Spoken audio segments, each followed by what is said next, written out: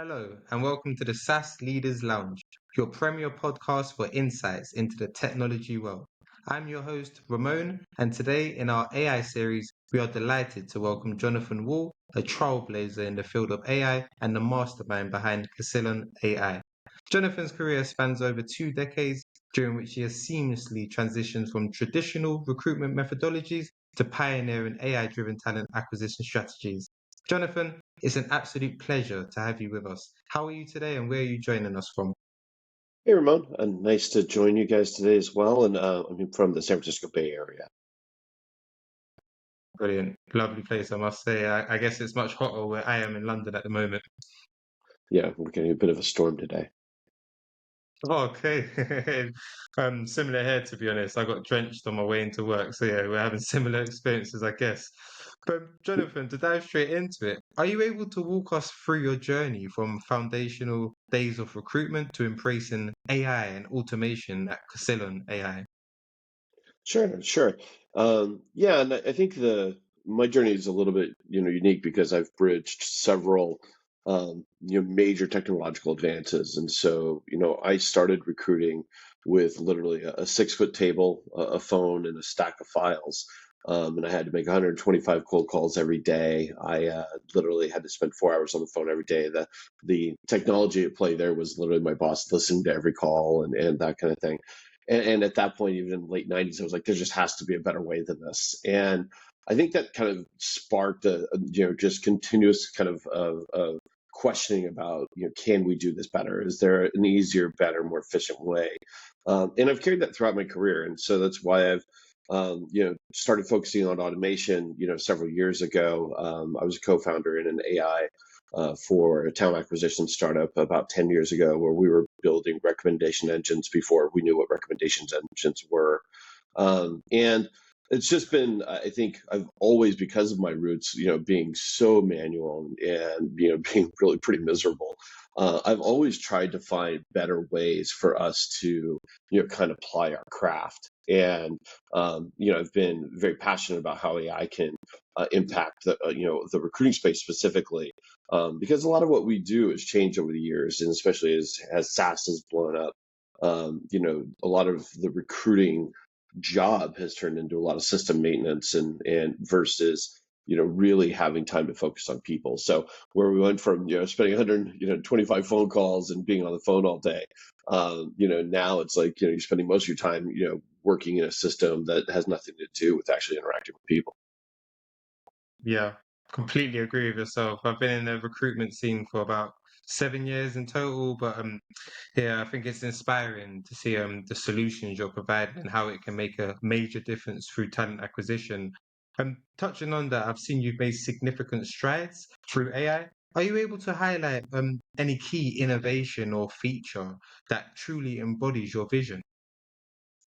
Yeah, I think there's a lot of stuff still in development. So full disclosure, we're in kind of a loud stealth, if you will.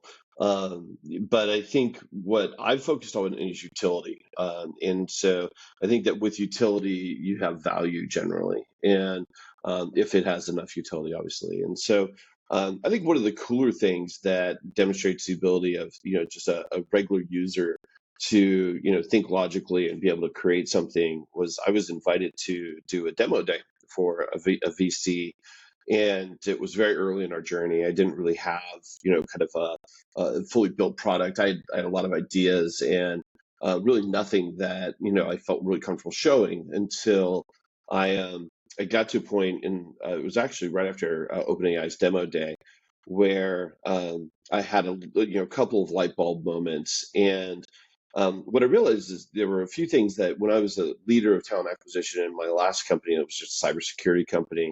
One of the things we really struggled with was just doing basic things like getting a job description consistent, or getting, all the content that we have to do to create, a search, Yeah. getting it consistent. And so, what does AI do? Gen AI do really, really well is content creation. And so, one of the things that I figured I could do was probably build something that had some utility around that content creation piece. And so I built this simple app. We call it Rec Genie, and it basically simulates an intake meeting with a hiring manager. and then generates everything from a job description to a candidate persona to interview questions, scorecards, social media posts, mini blog posts. And the cool thing is that I still have a consulting practice where I'm working hands-on with different clients, and I get to put a lot of these tools into practice. And so I recently took on a client where they needed me to build an applicant tracking system for them, and I put the system in really just myself in under 20 hours, just using the tools that I had built, and using RecGenie, coupled with some other pretty I think complex prompting. I was able to leverage AI for content generation to put in an applicant tracking system in really kind of record time.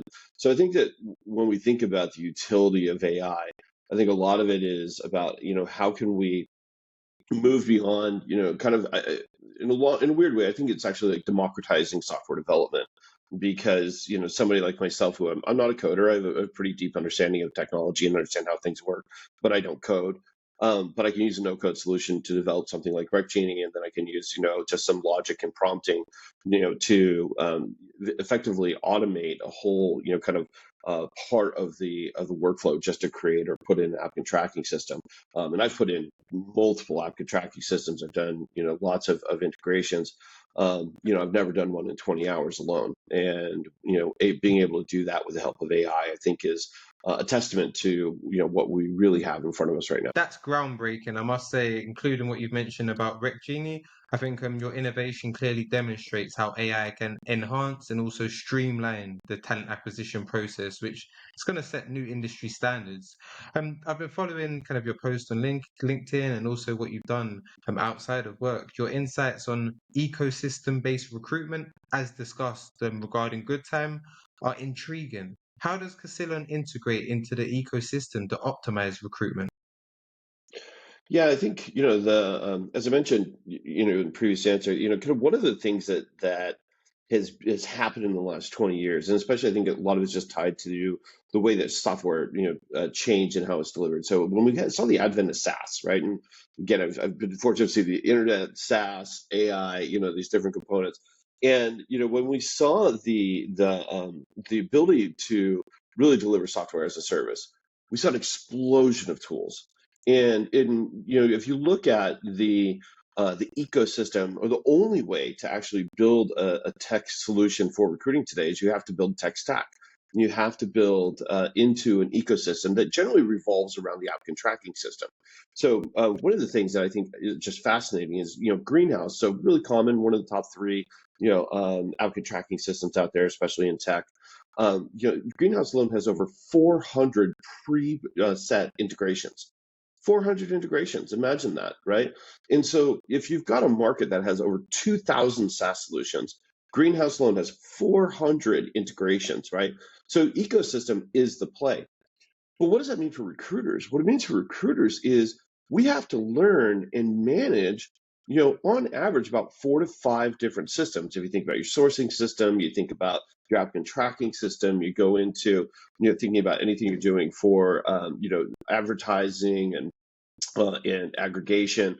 We're now stressed in this way where we have a requirement as a recruiter to quickly learn systems and then manage systems, and then somehow pull data and reporting out of those systems. And I'll tell you, as a leader in talent acquisition, when I've led talent acquisition teams, all these things are horrifically difficult, right? Just ask anybody I know, every recruiter, when I say this, it's like recruiters are terrible about maintaining systems because it sucks. It's no fun, right? Having to do this manual data entry, it just, I think it deteriorates our job satisfaction as recruiters. And so what we envision at Casillon AI is much more of an AI abstraction layer that really provides a collaborative AI interface that then takes action within that ecosystem for the recruiter. And if you think about where technology is going, and even what we're developing around not only collaborative AI, but also agentic layers and agentic communities, and then especially even with agentic RAG, what we're able to do is tune responses to our use case, tune language models to the use case, and I think that honestly, the future of software and even how humans interact with software will be through an AI abstraction layer, and that those ecosystems do need to exist. And I think that each software that we have in that ecosystem will probably have an AI agent or something of that nature, kind of on that side. But what we're really focused on at Casillon AI is actually building that AI abstraction layer for recruiters so that we can have more natural language conversations with that AI. It can then take action within that ecosystem, and we can actually spend more time influencing hiring managers, talking to candidates, and actually having more human interaction. So almost kind of back to a way better version of that 125 kind of cold calls every day, but really getting back on the phone, getting back in front of people, meeting people for coffee, because we don't have to spend time just doing data entry in systems. Yeah, I completely agree with yourself on that, especially the future, what you predicted. I hope it does follow that pattern. I think everything you've mentioned is definitely a visionary. It's clear to see how Casillon fits into the broader recruitment ecosystem, and it also highlights the strategic approach you have to not only leverage in technology, but provide an enhanced connectivity and also efficiency for us right now, and also getting back to that personalization that I think everybody Mhm, misses, especially in recruitment. Um, mhm. in bridging AI's capabilities with human recruitment nuances, what unique strategies does Casillon employ?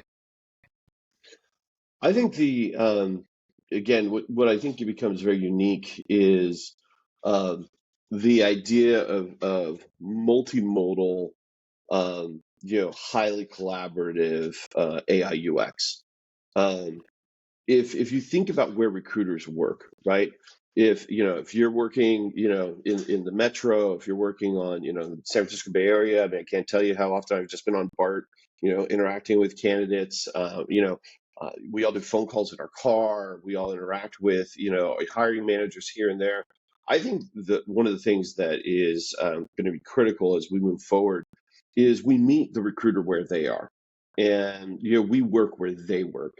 And I think that's one of the um, I think one of the key elements, to, and I think it's one of the things that's always missing from recruiting software. Recruiting software tends to be built by a lot of product managers, or they were product managers somewhere that they think, oh, we're going to go solve the recruiting problem.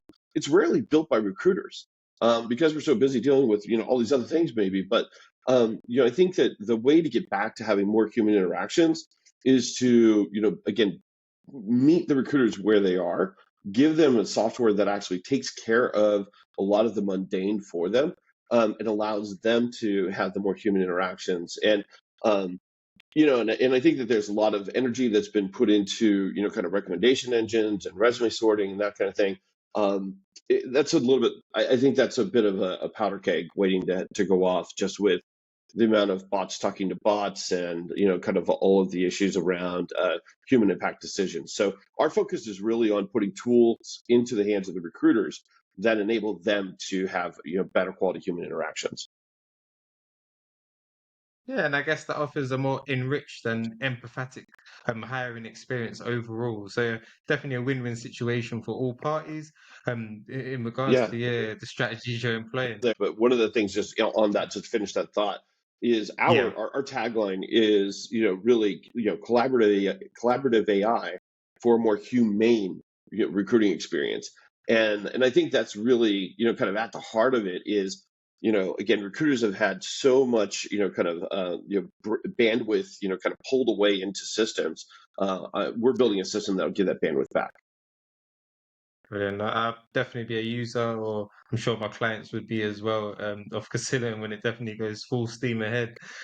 Something very important, I think, with growing everything in AI nowadays that needs to be paid strict attention to, is addressing the AI ethics. How does Casillon ensure these processes remain fair and also unbiased? Yeah, so I think AI governance, and data security, data privacy, and AI governance have to be foundational. And so as I kind of stepped out of my corporate job and came back into the world of AI, one of the very first kind of connections I made was with a certified AI auditor, a gentleman who's HR tech, guy who had been with IBM for a number of years. He's one of our, kind of not full advisors, but a product advisor for us. And I think we've had quite, kind of lengthy discussions around bias, and even the way that like the New York City law is built, to regulate human impact decisions. And it's really interesting because there's a lot of emphasis on the systems, right? Oh, the system can't be biased. The system can't be biased. We have to recognize that human bias is an almost evolutionary trait, right? I mean, it goes back to tribalism. It's very much a part of the overall societal makeup that humans have. So I'm far more concerned about human bias, and human bias as it plays out on a day-to-day basis. And I actually think that AI should be a tool for catching that bias, and I certainly think it can be. Right, if we think about voice to text, and and there's no shortage of video interview solutions out there. I think one of the key elements that we can bring to that, though, is an analysis that also flags things that look like, hey, maybe this is some unconscious bias happening here. I'll tell you, some of the hardest conversations I've had as a recruiting leader have been in flagging bias to hiring managers. And so I'm much more concerned about continuing practices of human bias and bias in decision making by people, because it's built into, I think, our very DNA. So I think that AI should be and can be a tool to recognize bias, call out bias, and see those as opportunities for training and development, and helping humans recognize when they're doing things that are actually very biased, but they don't recognize it. I mean, a lot of times people don't know that when they say, "Oh, I want to see candidates from these 5 schools and these 5 companies," that they're perpetuating, really societal level bias. And so again, I'm much more concerned about humans than I am about AI. I think AI is a machine that we can train. Certainly, we have to be very conscious about how we do so. We have to have governance built in, and we have to make sure that we're doing so with strong test cases, and we're testing multiple data sets, and that we're looking at how we're training our models to ensure that we're not training bias in. But I think we also have to train our models to catch bias in the moment, and be able to treat those as learning opportunities with hiring managers, hiring teams, recruiters, whomever it is. Fantastic answer, I must say. I speak to a lot of people, even previous on the podcast, where they was explaining how bias can be a good thing, in fact, as well as ensuring that we can also detect it. But I think combining that with also measuring the human bias, or being aware of the human bias, it definitely provides transparency and also fairness in every aspect of the talent acquisition process. As we witness rapid advancements in AI, how does Casillon maintain a balance between technology and also indispensable human touch? Yeah, I think our strategy, because because we're being built from the recruiter's perspective. Again, I'm not a product manager. I'm building against my pain points as a recruiter, as a recruiting leader, as somebody who's been in this industry for a long time, and has been perpetually frustrated by solutions that don't work. And so I very much am really kind of obsessed with delivering tools that actually work for recruiters. And I think that at the heart of that, it's remembering that the the decision to invite somebody into a community of shared purpose, which is really what a company is. I always think about recruiting and building companies is, we're building communities. Those communities have shared purpose around the business objectives, but that's a big decision. And if you put yourself into the candidate's shoes, I always say that the best thing for a recruiter is to be a candidate, because you can develop a level of empathy that you really don't get if you haven't been in the market in a while. You probably don't have the empathy that you should. And so I think that because we're building from a recruiter side first, and because my approach to recruiting is about building community, being highly empathetic to the candidate, and really respecting the gravity of the decisions that are being made here, either on the company side or on the candidate side, these are big decisions, and they need to be treated that way. And so it's not good enough to have really lousy recommendation engines. And I'll tell you, I have not seen a recommendation engine that really blows my mind anywhere. If you look at LinkedIn, if you go to, if somebody's doing a job search in LinkedIn, they're always getting really lousy recommendations, right? If I go into any applicant tracking system I've ever used, from the smartest ones to, the oldest ones, the recommendation engines are really always pretty poor. So I think that the way to leverage AI and the way to leverage AI to have a more humane recruiting experience, it really becomes kind of, again, freeing up the recruiter, freeing up even the hiring team from these tasks that are system maintenance tasks, and enabling them to just have a conversation. I started using just kind of voice to text translation off of my interviews, probably about a year ago. And it freed me up to just actually talk to people rather than, typing. I'm not the best typist, right? Who is? And so I think that that's really where it comes in, is that if we can develop tools that take care of a lot of that administrivia so that humans can focus on humans, so that we can respect the gravity of the role that we play in people's lives, right? It's not too crazy to say that we do change people's lives. I've had them say it to me, and it's a matter of not just on the candidate side, but on the company side. And some of the people I've hired 20 years ago are some of my best friends now, and advisors even in my company. So I think it's really about how do we free up the recruiter from their kind of being taskmastered by the systems, so that they can focus on really respecting the human endeavor that really is hiring. Definitely. I think maintaining the balance, as you've mentioned, is commendable. I think the human aspect will always remain irreplaceable and valued, especially within recruitment. And that's why I said being able to get back to kind of having those human face touch points is going to accelerate, I believe, the swiftness and the trust within the processes that we do on a daily basis. Um, in terms of looking ahead to the future, where do you see AI in recruitment heading, and what role do you envision Casillon kind of playing in shaping this future? Yeah, I think we're already seeing the rise of assistants turning into what some people are calling agents. I envision a world in not too distant future where we have digital employees that are as real as you or I on the screen, really, right? And they're coworkers that can take care of a Yeah. lot of things for us, and kind of handle everything from triaging the frequently asked questions that we all get, to making sure that we're flagging things that need more human interaction.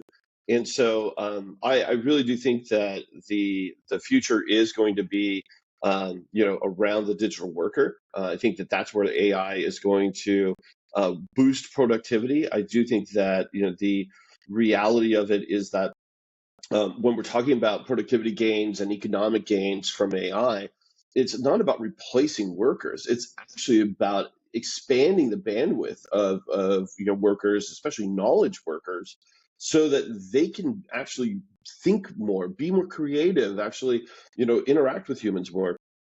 And that's what we're building, is very much around the idea of the digital worker. But our focus is building the best damn one you could ever find for the recruiting space, because and I'll say me personally, like I just have an enormous amount of frustration with software tools that have been deployed into the recruiting space over the years. I think they sound like really cool science experiments sometimes that don't actually work on the ground for recruiters. And so, as a CEO of Casillon AI, I'm obsessive about delivering value for the recruiter. And if that's an individual recruiter who buys us on a monthly subscription, or when we get our Teams version launched and we're kind of going into mid-size kind of tech company, we can expand their ability to grow without maybe having to kind of exponentially expand their team. That to me is where we're going to be delivering value. And so again, I'm obsessive about delivering value for individual recruiters, recruiting teams, and really kind of everyone in the recruiting process, including hiring teams, interviewers, the like, because I know how difficult it is to run these systems internally, run these processes internally, and what we're building is out of my own pain and frustration. And I think that technology has really gotten to a point now where we can do that at scale. Yeah, I think you've got an amazing outlook on the future, and if it does play out that way, I'd love to be a part of that, as I'm passionate about recruitment, and every kind of annoyance that you've mentioned is definitely things that I bang my head on the wall about, and if that can be kind of removed through having kind of co-pilot support, even if it is human-like, I think that would be very interesting, as people envision it's going to be kind of robotic, but I reckon it will be, as you mentioned, like me and you talking, definitely. Yeah, Fantastic. that's I think exactly it. And again, it's every time I talk to a recruiter, it's funny, is I can talk to a business partner or an investor, someone, and not everybody gets it, right? Because they just don't know the pain points that we live with, right? But every single time I talk to somebody who gets it, it's somebody who knows our pain points, and our pain points are the things that actually make our job just not so much fun, right? And so we should be really leveraging automation, AI to take care of those pieces of the job that just kind of suck, right? And so that we can do the things that really are fun, and that's usually interacting with people, building community, building companies, and I think really changing lives. And that's the potential of AI, and certainly the intent and mission of Casillon AI. And spoken like a true kind of legend already in the recruitment scene, I must say. Thank you very much for those in-depth answers. I'm sure our audience will appreciate it as well. Now to move on to more of our light-hearted, quick-fire section, I'm going to shift the gears a bit so the audience can get to know more about Jonathon behind your professional accolades. Are you ready for some Sure, rapid-fire questions? hit me. I'm ready. Perfect. Do you prefer comedy or drama? Comedy every day. Same as me. History or future? Both. How do you pick? If you don't know that your history, you're always going to mess up the future. Agree with you on that point as well. The mountains or a beach? Okay, I'm gonna meet you halfway. Pacific Islands, where the mountains meet the beach within a few feet. That's my favorite. Tahiti, the islands of Tahiti, where you can be on a white sand beach and then up in the mountains within 2 minutes. That's really my happy place. Brilliant. That sounds fantastic. And I'm going to definitely note down Tahiti as a place to visit, as I don't think me and the missus have spoken Absolutely. about that one yet. But yeah, thank you very much. Solo trips or group trips? I'll do a slight variation on that. Family trips. We as a family, I took my kids to Australia when they were 6 and 4 years old. We've been all over the world as a family.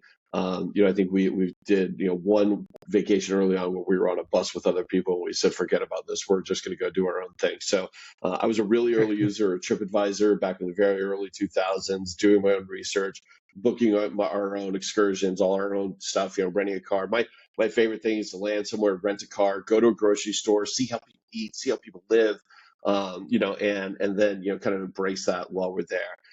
But family trips, over solo or group trips for sure. Brilliant. I agree with yourself. I've also got two children as well, two under two. So probably something I'm going to do more as they grow. But yeah, I agree with you as well. Not just going to an all-inclusive hotel and staying there the whole time. It's better to actually go somewhere and look at kind of how they actually live as locals. As I think culture is very important as well, to learn different cultures around the world. Um, the last two questions. Not sure if you like any, but if you do, pasta or pizza?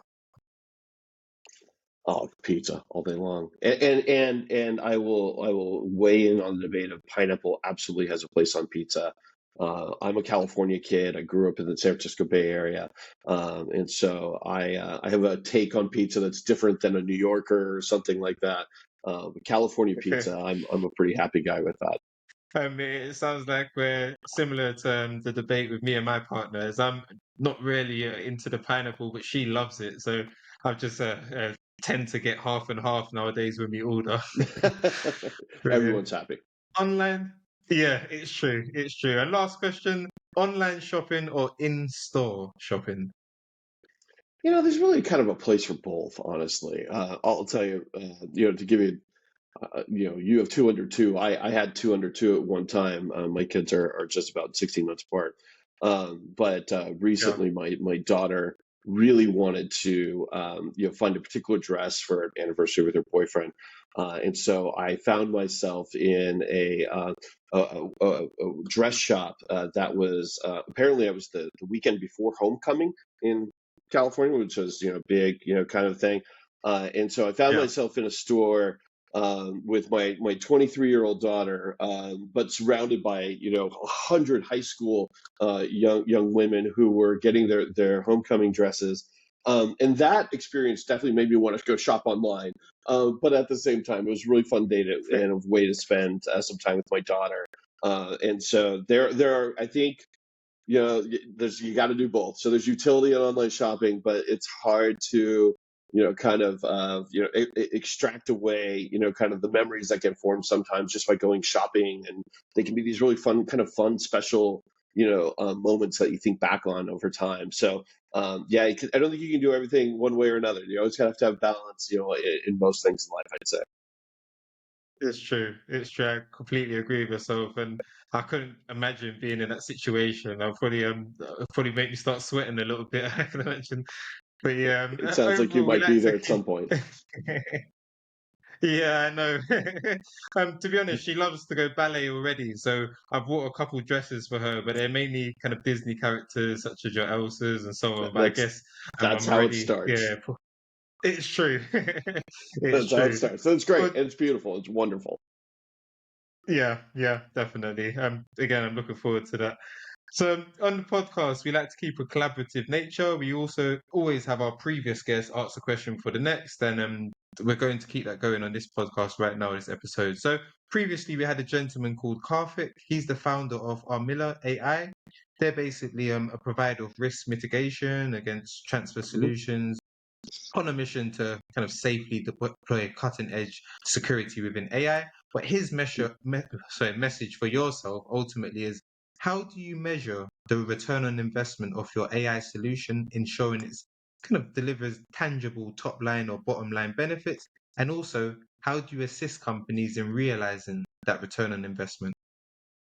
Yeah, so we're pre-launch right now, right? So I think the concept of ROI is one that we've is in theory right now, and but I really think of it in terms of a few main measures. One, there's the basics around, if we save you this much time, right? So there's always time. There's if I can give you back a day a week, which it really is. I think as we look at our solution, we should be able to cut out about a day and a half of administrative tasks every week for just an individual recruiter.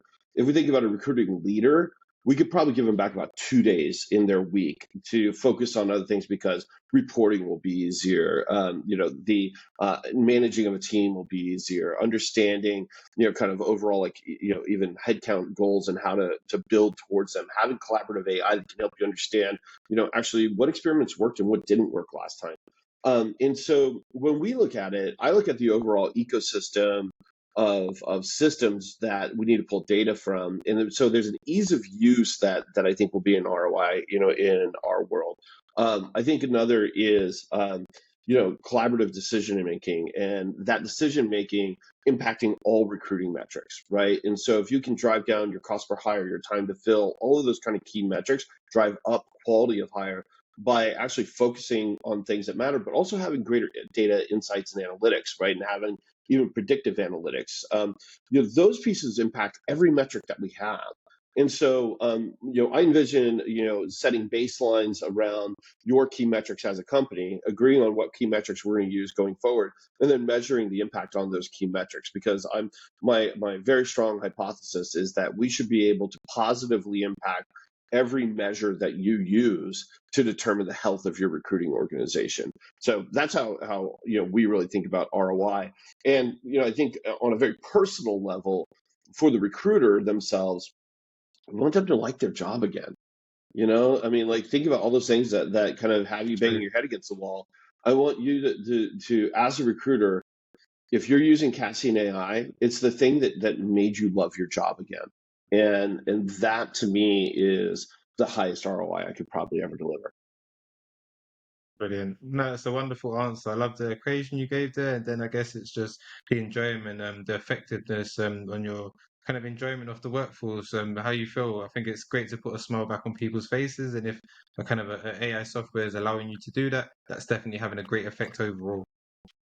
Well, Brilliant. and to just kind of put a bow on that one, it's if we're not smiling as recruiters, nobody wants to join the companies that we're representing, right? So grumpy recruiters are not a good thing for anybody, but happy recruiters who love their jobs, who aren't burdened by a bunch of administrivia and data maintenance, those are the people that are going to be more effective in telling stories about why this opportunity is the right thing at the right time and bringing these people together. So happy recruiters will be able to build better communities than I think, kind of bandwidth constrained and unhappy recruiters. I agree with yourself completely. And I guess it boils down to that mindset thing. I think throughout every kind of sector, if you don't have the right mindset, you're not able to make calculated decisions or the correct decisions. So yeah, it definitely has a encompassing effect, definitely. Now, Jonathan, what would your question be for our next guest, who's going to be a lady called Palazzalo? She's basically the co-founder of an organization called Sunrise AI. They build AI solutions to better assess financial health with fairness, transparency, and also explainability. But yeah, that's a mouthful. But what would you want to pose for her?